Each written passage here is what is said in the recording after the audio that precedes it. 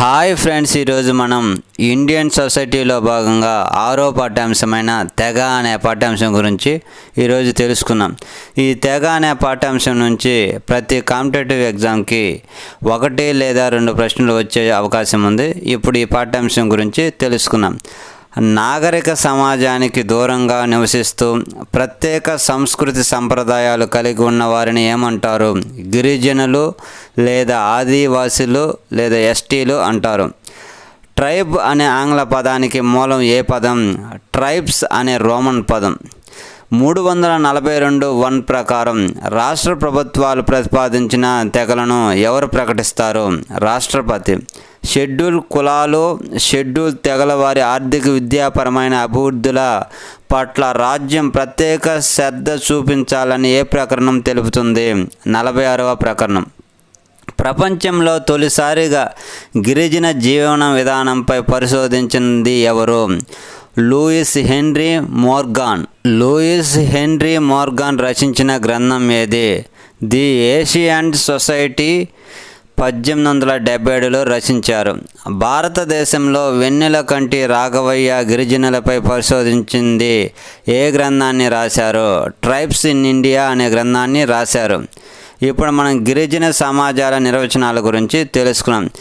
గిరిజన సమాజం అనే పదమును ఉపయోగించిన విభజిత వ్యవస్థకు పరిమితం చేయాలని ఎవరు పేర్కొన్నారు? థియోడర్ షాలిన్స్. తెగ అంటే ఒక పేరు గల కుటుంబ సమూహాలు, ఒకే ప్రదేశంలో నివసించేవారు, ఒకే భాష మాట్లాడేవారు, వివాహం, వృత్తి విషయాల్లో కొన్ని నిషేధాలు పాటించేవారు, పరస్పరమైన బాధ్యత, అన్యోన్యత గురించి ఖచ్చితంగా వారు అని నిర్వచించేవారని ఎవరు పేర్కొన్నారు? డిఎన్ మజుందర్. ఇండియాలో మొదటిగా 1930లలో తెగలను గమనించడానికి ఎవరు ప్రయత్నించారు? బ్రిటిష్ వారు. భారతదేశంలో గిరిజనుల గురించి ఇప్పుడు తెలుసుకున్నాం. దేశంలో ప్రస్తుతం ఎన్ని రాష్ట్రాల్లో మరియు కేంద్రపాలిత ప్రాంతాల్లో ఎస్టీలు ఉన్నారు? 31 రాష్ట్రాలు, కేంద్రపాలిత ప్రాంతాల్లో ఉన్నారు. ఆఫ్రికా తర్వాత ప్రపంచంలో అధికంగా గిరిజన జనాభా ఉన్న దేశం ఏది? భారతదేశం. 1991 జనాభా లెక్కల ప్రకారం దేశంలోని గిరిజనుల తెగల సంఖ్య ఎంత? 427 గిరిజన తెగలు. 2011 జనాభా లెక్కల ప్రకారం దేశంలోని మొత్తం గిరిజనుల తెగల సంఖ్య ఎంత? 705. దేశం మొత్తం జనాభాలో ఎస్టీలు ఎంత శాతం ఉన్నారు? 8.6%. ఎస్టీ జనాభా అధికంగా గల రాష్ట్రం ఏది? మధ్యప్రదేశ్, 14.69%. ఎస్టీ జనాభా తక్కువగా గల రాష్ట్రం ఏది? గోవా. ఎస్టీ జనాభా అధికంగా గల కేంద్రపాలిత ప్రాంతం ఏది? దాద్రా నగర్ హవేలీ. ఎస్టీ జనాభా తక్కువగా గల కేంద్రపాలిత ప్రాంతం ఏది? డామన్ డయ్యూ. ప్రస్తుతం పై 2 కేంద్రపాలిత ప్రాంతాలు కలిసిపోయినవి. ఎస్టీ జనాభా శాతం అధికంగా గల రాష్ట్రం ఏది? మిజోరం, 94.4%. ఎస్టీ జనాభా శాతం తక్కువగా గల రాష్ట్రం ఏది? ఉత్తరప్రదేశ్, 0.6%. ఎస్టీ జనాభా శాతం అధికంగా గల కేంద్రపాలిత ప్రాంతం ఏది? లక్షద్వీపులు, 94.8%. ఎస్టీ జనాభా శాతం తక్కువగా గల కేంద్రపాలిత ప్రాంతం ఏది? డామన్ డయ్యూ. ఎస్టీ జనాభా లేని రాష్ట్రాలు పంజాబ్, హర్యానా. ఎస్టీ జనాభా లేని కేంద్రపాలిత ప్రాంతాలు ఏవి? పుదుచ్చేరి, చండీగఢ్, ఢిల్లీ. దేశంలో అధికంగా ఉన్న గిరిజన తెగ ఏది? బిల్లు తెగ, 5.2 మిలియన్లు ఉన్నారు. వీళ్ళు ఎక్కువగా గుజరాత్, రాజస్థాన్, మధ్యప్రదేశ్, మహారాష్ట్రలో నివసిస్తున్నారు. దేశంలో అధికంగా ఉన్న 2వ తెగ ఏది? సంతాల్ తెగ. వీళ్ళు 3.6 మిలియన్లు ఉన్నారు. వీళ్ళు బీహార్, జార్ఖండ్, ఒరిస్సా, పశ్చిమ బెంగాల్ రాష్ట్రాల్లో నివసిస్తూ ఉంటారు. దేశంలో అధికంగా ఉన్న 3వ తెగ ఏది? గోండు. వీరు మహారాష్ట్ర, తెలంగాణ, ఛత్తీస్గఢ్, ఆంధ్రప్రదేశ్ రాష్ట్రాల్లో జీవిస్తూ ఉంటారు. ఆంధ్రప్రదేశ్ గిరిజనులు. వీళ్ళు 2011 జనాభా లెక్కల ప్రకారం ఆంధ్రప్రదేశ్లోని మొత్తం గిరిజనుల జాతుల సంఖ్య ఎంత? 34. ఆంధ్రప్రదేశ్లోని గిరిజన జనాభా ఎంత? 27.39 లక్షలు, 5.53% ఉన్నారు. జనాభా రీత్యా, శాతరీత్యా ఎక్కువ గిరిజనులు గల జిల్లాలు ఏవి? విశాఖపట్నం, 14.4%, రెండో స్థానంలో విజయనగరం 10% ఉన్నారు. సంఖ్యాపరంగా శాతపరంగా ఎస్టీ జనాభా అత్యల్పంగా గల జిల్లాలు ఏవి? కడప 2.6%, పశ్చిమ గోదావరి 2.8%. ఆంధ్రప్రదేశ్లో అధికంగా కలిగిన గిరిజన తెగలు ఏవి? యానాది, ఎరుకుల, సుగాలి. ఆంధ్రప్రదేశ్లో గిరిజన తెగల లింగ నిష్పత్తి ఎంత? 8:9 పరంగా ఉన్నది. లింగ నిష్పత్తి 1000 కన్నా అధికంగా గల జిల్లాలు ఏవి? విజయనగరం, పశ్చిమ గోదావరి. లింగ నిష్పత్తి అత్యల్పంగా గల జిల్లా ఏది? అనంతపురం 962. ఆంధ్రప్రదేశ్లో గిరిజన అక్షరాస్యత రేటు ఎంత? 48.83%. రాజ్యాంగంలోని ఏ అధికరణం ప్రకారం కొన్ని వర్గాలను షెడ్యూల్ తెగలుగా గుర్తించారు? 342 అధికరణం ప్రకారం. గిరిజన తెగల లక్షణాలను గుర్తించి ఎవరు పేర్కొనడం జరిగింది? DG Mandelbaum. ఆదిమ గిరిజన తెగల గురించి ఇప్పుడు తెలుసుకుందాం. గిరిజనులలో మరింత వెనుకబడిన నాగరికతకు సౌకర్యాలకు దూరంగా ఉన్న వర్గాలను ఏమంటారు? ఆదిమ గిరిజనులు అంటారు. 18 రాష్ట్రాల్లో ఒకే కేంద్రపాలిత ప్రాంతాల్లో మొత్తం ఎన్ని గిరిజన తెగలను గుర్తించడం జరిగింది? 75 ఆదిమ గిరిజన తెగలను గుర్తించడం జరిగింది. వివిధ రాష్ట్రాల్లో ముఖ్యమైన ఆదిమ గిరిజన తెగల గురించి ఇప్పుడు తెలుసుకున్నాం. తెలంగాణ రాష్ట్రంలో చెంచు, కొలాం, కొండారెడ్డి, తోటి అనే తెగలు గలవు. ఆంధ్రప్రదేశ్ రాష్ట్రంలో చెంచు, కొలాం, కొండారెడ్డి, సవర, కాండో, గదబ అనే తెగలు గలవు. బీహార్ అండ్ జార్ఖండ్ రాష్ట్రాల్లో బిర్జియా, హిల్, కరియా అనే తెగలు గలవు. గుజరాత్ రాష్ట్రంలో సిద్ధి, పతార్, కోల్గా అనే తెగలు కలవు. కర్ణాటక రాష్ట్రంలో కురుబ, కొరగ అనే తెగలు గలవు. కేరళ రాష్ట్రంలో ఖడార్, కురుబ, కొరగ అనే తెగలు గలవు. మధ్యప్రదేశ్ అండ్ ఛత్తీస్గఢ్ రాష్ట్రంలో బైగా, బిర్హార్, బరియా అనే తెగలు గలవు. మహారాష్ట్రలో కొలాం, మరియా, గోండ్, కట్కారియా అనే ఆదిమ గిరిజన తెగలు గలవు. మహారాష్ట్రలో కొలాం, మరియా, గోండ్, కటారియా అనే తెగలు గలవు. ఒడిశా రాష్ట్రంలో మాన్, కిర్దియా, లోదా, కరియా అనే తెగలు గలవు. రాజస్థాన్ రాష్ట్రంలో సెహారియా అనే ఆదిమ గిరిజన తెగలు గలవు. తమిళనాడులో కోట, తోడ, కురుంబ అనే గిరిజన తెగలు గలవు. అండమాన్ అండ్ నికోబార్ దీవుల్లో ఓంగ్, జార్వా, షాంపెన్ అనే గిరిజన తెగలు గలవు. పశ్చిమ బెంగాల్లో బిర్హర్, లోదా, టోటో అనే తెగలు గలవు. ఉత్తరప్రదేశ్ అండ్ ఉత్తరాఖండ్ రాష్ట్రంలో బుక్సా, రాజీ అనే తెగలు గలవు. త్రిపుర రాష్ట్రంలో రియాంగ్ అనే ఆదిమ గిరిజన తెగ గలదు. మణిపూర్ రాష్ట్రంలో మర్రాం, నాగాస్ అనే తెగలు గలవు. ఆదిమ గిరిజన తెగలకు సూచనలు. 1960-61లో ఆదిమ గిరిజన తెగల అభివృద్ధి, సంరక్షణ గురించి సిఫారసులు చేసిన కమిటీ ఏది? దేబార్ కమిషన్. షీలు ఓం టీమ్ను 1966లో ఏర్పాటు చేయగా నివేదిక ఎప్పుడు ప్రచురించబడింది? 1969. ఆదిమ గిరిజన తెగలకు సబ్సిడీతో కూడిన ప్రత్యేక కేంద్ర సహాయ నిధులు ఎంత శాతం కేటాయించడం జరిగింది? 100%. భారతదేశంలోని తెగల భౌగోళిక విస్తరణ. మన దేశంలోని తెగల భౌగోళిక విస్తీర్ణ గురించి అధ్యయనం చేసిన మొదటి మానవ శాస్త్రవేత్త ఎవరు? గుహ అనే శాస్త్రవేత్త. మన దేశంలోని తెగల మండలాన్ని 3 రకాలుగా వర్గీకరించిన వారు ఎవరు? గుహ. 1 ఉత్తర మరియు ఈశాన్య మండలం, 2 కేంద్ర లేదా మధ్య మండలం, 3 దక్షిణ మండలం. చారిత్రక, భౌగోళిక, జాతి, సాంఘిక, సాంస్కృతిక సంబంధాల ఆధారంగా గిరిజన సముదాయాలను 5 ప్రాదేశిక లేదా ప్రాంతీయ సమూహాలుగా విభజించిన శాస్త్రవేత్త ఎవరు? బీకే రాయ్ బర్మాన్ 1972లో. ఈశాన్య భారతం అస్సాం, అరుణాచల్ ప్రదేశ్, నాగాల్యాండ్, మణిపూర్, త్రిపుర రాష్ట్రాలు గలవు. ఉప హిమాలయ ప్రాంతంలో ఉత్తరప్రదేశ్, హిమాచల్ ప్రదేశ్లోని పర్వత ప్రాంతాలు గలవు. మధ్య తూర్పు భారతంలో పశ్చిమ బెంగాల్, బీహార్, ఒడిస్సా, మధ్యప్రదేశ్, ఆంధ్రప్రదేశ్, తెలంగాణ గలవు. దక్షిణ భారతంలో తమిళనాడు, కేరళ, కర్ణాటక రాష్ట్రాలు గలవు. పశ్చిమ భారతంలో రాజస్థాన్, గుజరాత్, మహారాష్ట్ర గలవు. గిరిజన రాజ్య వ్యవస్థలో అతి చిన్న యూనిట్ ఏది? కుటుంబం. అన్నిటికన్నా పెద్ద యూనిట్ ఒకే సంస్కృతి, భాష కలిగిన తెగ లేదా జాతి ఏది? తెగ లేదా జాతి అంటారు. కుటుంబం తర్వాత గ్రామం, గ్రామం తర్వాత జిల్లా, జిల్లా తర్వాత తెగ లేదా జాతి ఈ వరుస క్రమంలో ఉంటాయి. ఒక రాజకీయ వ్యవస్థలో ఉన్న వేటిని బట్టి దానిలోని వివిధ స్థాయి నాయకులు ఉంటారు. అవి అధికార శ్రేణులను బట్టి. గిరిజన మతాలు రెండు రకాలు. అవి అంటే ఒకటి విశ్వాసాలు, రెండు సంస్కారాలు. మొదటిగా విశ్వాసాల గురించి తెలుసుకున్నాం. మత విశ్వాసాలు అనేక రకాలుగా ఉంటాయి. ఒక దేవుణ్ణి విశ్వసించే పద్ధతిని ఏమంటారు? ఏక దేవతారాధన అంటారు. అనేక మంది దేవుళ్ళను విశ్వసించడాన్ని ఏమంటారు? బహుదేవతారాధన అంటారు. సమాజంలో మొదటి బహుదేవతారాధన ఉండేదని, అది రాను రాను ఏకదేవతారాధనగా మారిందని ఎవరు చెప్పారు? టైలర్ అనే శాస్త్రవేత్త. మానవ అతీత శక్తులను నమ్మడాన్ని ఏమంటారు? మాన విశ్వాసం అంటారు. మానవ అతీత శక్తులను అదుపు చేయగలమనే విశ్వాసాలు, ఆచరణలనే ఏమంటారు? ఇంద్రజాలం.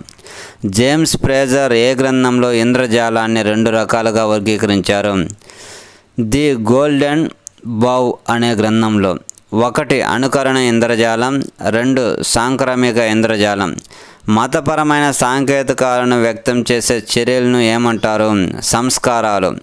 మతపరమైన కార్యకలాపాలను నిర్వహించేవారు ఎవరు? ఆటవిక మాంత్రికులు.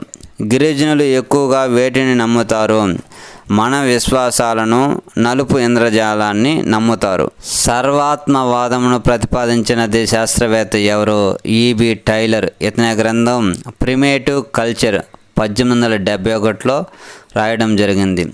శరీరం నుండి ఆత్మ విడిపోవడాన్నే మరణంగా భావించేవారు.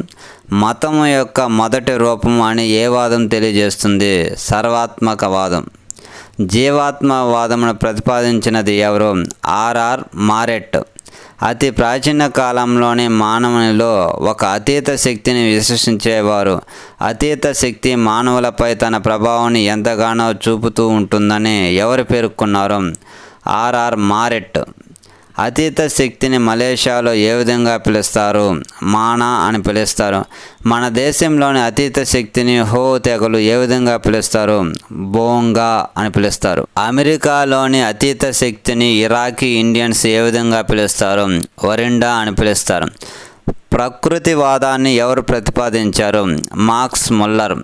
మార్క్స్ ముల్లర్ ప్రకారం ప్రకృతి ఆరాధించడమే మతం యొక్క ప్రారంభ దశ అని పేర్కోవడం జరిగింది. ఎగ్జాంపుల్గా సంతాల్, ముండా, హో, బిరుహోర్ తెగలో భూమాతని పూజిస్తారు. అదేవిధంగా గారో తెగవారు సూర్య చంద్ర నక్షత్రాలను, తోడా కోయా తెగవారు సూర్యుని పూజించడం జరుగుతుంది. టోటోమ్ వాదమును ప్రతిపాదించిన వారు ఎవరు? దుర్ఖేయం. ఇతను ఫ్రాన్స్కు చెందిన వ్యక్తి. ఒక జంతువును కానీ లేదా ఒక మొక్కను కానీ లేదా ఏదైనా భౌగోళిక అంశాన్ని కానీ అయి ఉంటుందని ఎవరు పేర్కొన్నారు? దుర్ఖేయం శాస్త్రవేత్త పేర్కొన్నాడు. ఎగ్జాంపుల్గా ఒరియాని తెగలో పులి తల, టోటం పేర్లు ఉంటాయి. ప్రకార్యవాదమును ప్రతిపాదించినది ఎవరు? మలినోస్కి. ప్రకార్యవాదమును సమర్థించిన వారు ఎవరు? చాపెల్, కూన్ అనే శాస్త్రవేత్తలు. అసాధారణ పరిస్థితిని అదుపు చేయడానికి మానవులు కొన్ని సంస్కారాలను నిర్వహిస్తారని, వాటి నుండే మతం ఆవిర్భవించిందని ఎవరు భావించారు? మలినోస్కి.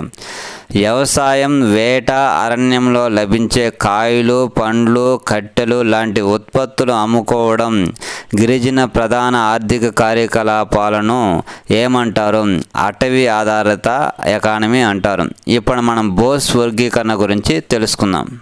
బోస్ 1972 గిరిజనులను ఆర్థిక అంశాల దృష్ట్యా ఎన్ని వర్గాలుగా విభజించారు? 3 వర్గాలుగా. 1వ వర్గం ఏటగాళ్ళు, చేపలు పట్టేవారు, అటవీ ఉత్పత్తుల సేకరణదారులు. 2 పోడు మారక వ్యవసాయదారులు.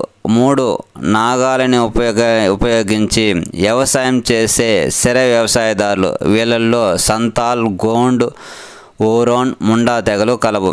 బోస్ వర్గీకరణను అనుసరిస్తూ భాష, మతం, పృథృకోణ స్థాయి తెగల వర్గీకరణకు ప్రధాన ఆధారాలు అని ఎవరు పేర్కొన్నారు? ఆండ్రీ బిటిల్లా 1974లో పేర్కొనడం జరిగింది. వివిధ వృత్తుల ఆధారంగా ఓరోన్ గ్రామాలలో వివిధ అంతర్వివాహ సమూహాలను పేర్కొన్నది ఎవరు? ఎస్సి రాయ్ 1970లో. ముండా గిరిజనులలో కనబడే భూస్వామ్య వ్యవస్థ ఏది? కున్కట్టి అనే వ్యవస్థ. గిరిజనులను వెనకబడిన హిందువులుగా పేర్కొన్నది ఎవరు? గార్వే. ఓరాన్ ముండా రైతుల్ని వర్ణించినది ఎవరు? ఎస్సి రాయ్. రాజ్గోండులను రైతులని వర్ణించినది ఎవరు? Haimendorf. ఒడిశాలోని కాండోలను రైతులు అని వర్ణించినది ఎవరు? FG Bailey 1957లో.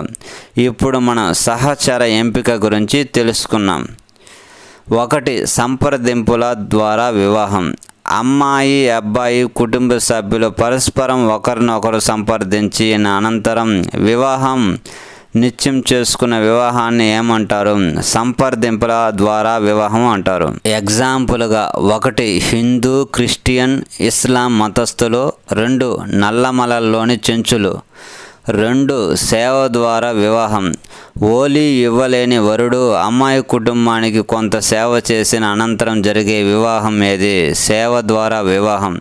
ఎగ్జాంపుల్గా చోటా నాగపూర్లోని తెగలు బిరుహార్, మరియా, గోండ్స్ తెగలలో ఇలాంటి ఆచారం ఉంటుంది. ఏ వివాహంలో 2 వివాహాలు ఏకకాలంలో జరుగుతాయి? వినిమయ వివాహం. వినిమయ వివాహానికి మరొక పేరు ఏది? కుండ మార్పిడి పద్ధతి అంటారు. ఎగ్జాంపుల్గా బిల్లు, మరియా, గోండ్, బైగా, కోయ, సవర్ తెగలలో ఇటువంటి పద్ధతి ఉంటుంది. 4 అర్హత పరిశీలన ద్వారా పరీక్ష అవధి వివాహం. అమ్మాయి కుటుంబ సభ్యులు అబ్బాయిని కొంతకాలం వారితో పాటు ఉంచుకొని అబ్బాయి తన అమ్మాయికి తగిన వాడా కాదా అని ఏ వివాహం ద్వారా తెలుసుకుంటారు? పరీక్షా అవధి వివాహం ద్వారా తెలుసుకుంటారు. ఎగ్జాంపుల్గా కూకీ తెగలో మణిపూర్ రాష్ట్రంలో గలరు. ఈ తెగలో ఈ ఆచారం ఉంటుంది. 5 అపహరణ వివాహం లేదా పరిగ్రహం వివాహం అంటారు. నచ్చిన అమ్మాయిని అపహరించడం ద్వారా జరిగే వివాహాన్ని ఏమంటారు? అపహరణ వివాహం అంటారు. అపహరణ వివాహం 2 రకాలు. 1 కర పరిగ్రహణం. 2 ఆచార పరిగ్రహణం. తాను వరించిన స్త్రీని ఒంటరిగా ఉన్నప్పుడు ఎత్తుకుపోయి పెళ్లి చేసుకుని తర్వాత సమాజ గుర్తింపు పొందడం, అది ఏ వివాహం? కర పరిగ్రహణం వివాహం. ఎగ్జాంపుల్గా నాగా, గోండు, హోయ్ తెగలలో ఇలాంటి వివాహం జరుగుతుంది. తాను కోరుకున్న స్త్రీని వివాహం చేసుకోవడానికి ఆశ్చర్యకరంగా నుదుటిన బొట్టు పెట్టుకోవడాన్ని ఏ వివాహం అంటారో ఆచార పరిగ్రహణం వివాహం అంటారు. ఎగ్జాంపుల్గా కరియా, బిరుహర్ అనే తెగలలో ఈ వివాహం జరుగుతుంది.